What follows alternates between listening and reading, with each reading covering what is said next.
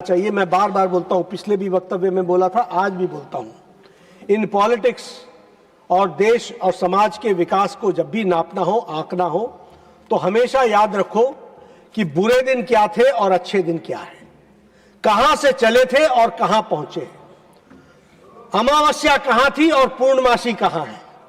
तभी उजाले का मजा तभी लिया जा सकता है जब अंधकार की त्रासदी को तुम पहचान सको।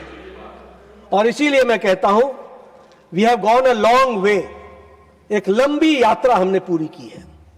From fragile 5, now we are the fastest growing major economy that we have to understand.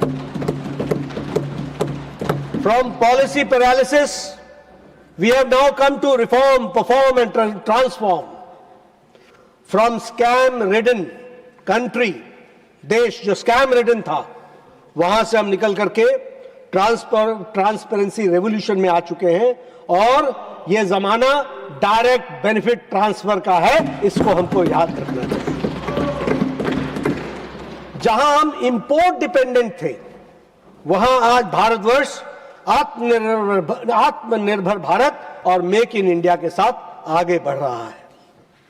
प्रधानमंत्री मोदी जी ने सही कहा है कि हम 2026 में, जब यही समय है, सही समय है, तो अब 2026 में हम अमृत काल के दूसरे क्वार्टर में हम चल रहे हैं।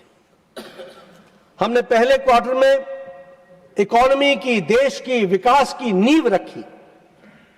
हमने देश को रेजिलिएंट बनाया और रेजिलियंस के साथ साथ अब अगले 25 वर्ष जो है, वो 25 वर्ष फाउंडेशन विद एन एक्सेलरेशन, इसकी नींव को एक्सेलरेट करना है और अगले 25 सालों में हमें विकसित भारत को अचीव करना है। इस बात को इस अभिभाषण में उसको हमको देखने को मिलता है।